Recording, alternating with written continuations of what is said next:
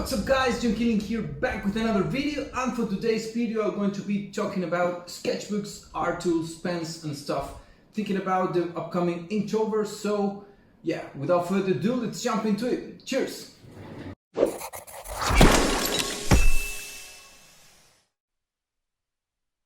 Sketchbooks and more sketchbooks.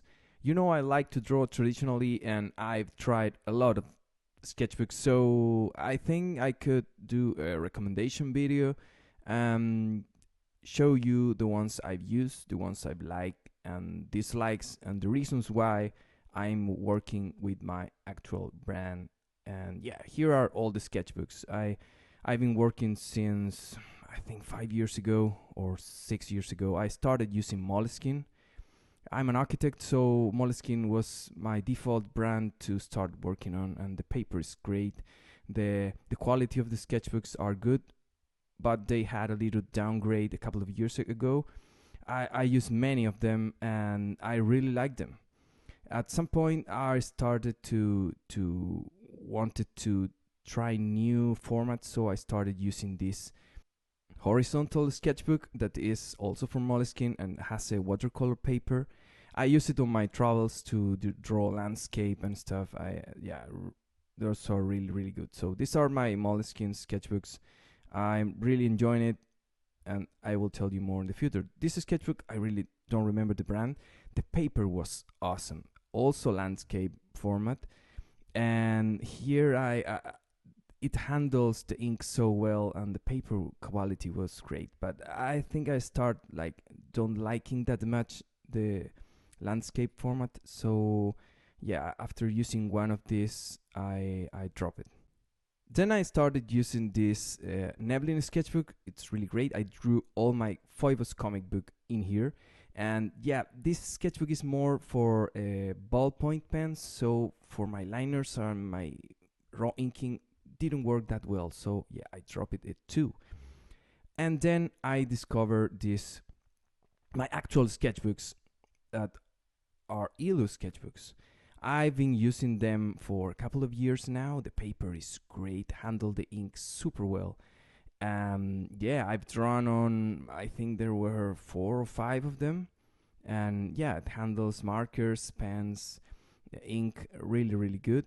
Also, I drew all my comic touch filter in 2 of these sketchbooks. So yeah, it's been on my backpack for a long time and making me company. The quality of the sketchbook is really good. And yeah, I was looking for something similar to this because these sketchbooks are sometimes really hard to find. I live in South America, so it's hard to get from Amazon or from other companies things over here. And then I discovered the Artica sketchbooks. These are really similar to the Elu sketchbooks. They are hardcover, really good paper quality, a little bit thinner than the Elu sketchbooks, but are really good, handles the ink really well.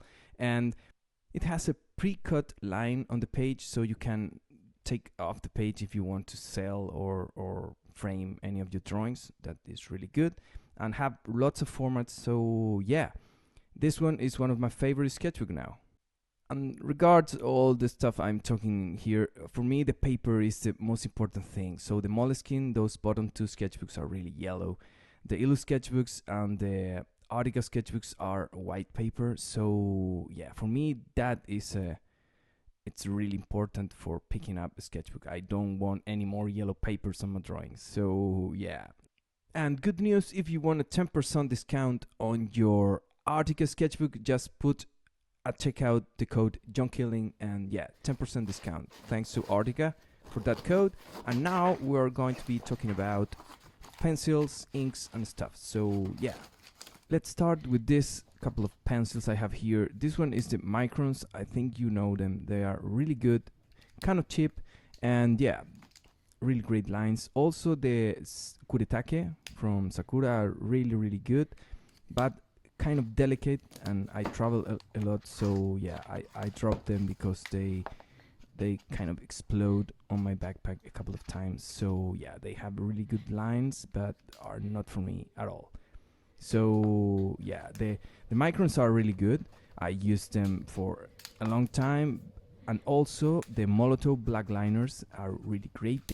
The inks on this one are a little bit better than the ink on the Microns, so yeah, I have them here on my daily use liners, so yeah, they are great. And also I have my Copic multi-liners, are really awesome. These are rechargeable and are like made of metal, so yeah, it's a really high quality product, so yeah, totally recommend it. Also I use this marker, black liner marker from Molotov. It's really great to do crazy lines, and black fills are really good.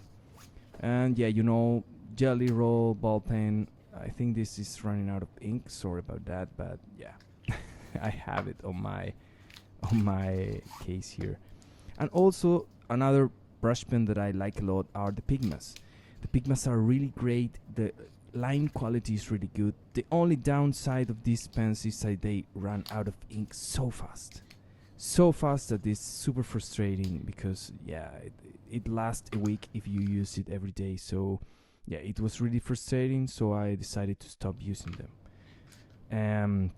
Yeah, so between Kuretake and Pigma, I choose Pigma for the brush pens, and for the liners, Molotov or my Copic multi-liners. So yeah, these are my picks. And now let's talk about ink.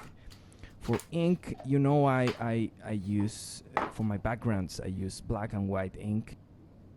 I apply this ink with a toothbrush or that like card to make those splatters and those like sky effects. So yeah, it's really handy and really nice to have them next to you when you are like finishing your illustrations. So yeah, these are all my art tools. Hope you like it. Comment, like, subscribe, do all that YouTube stuff, and I'll see you in the next one. Cheers! Enjoy Inktober. Yeah, but this is not over. Remember, I have my comic book touch filter out on my website for you to grab a copy of it. It has stickers, it has prints, it has many things for you to have, and yeah, it's a sci-fi story, robots and stuff. So hope you can support me there. Cheers.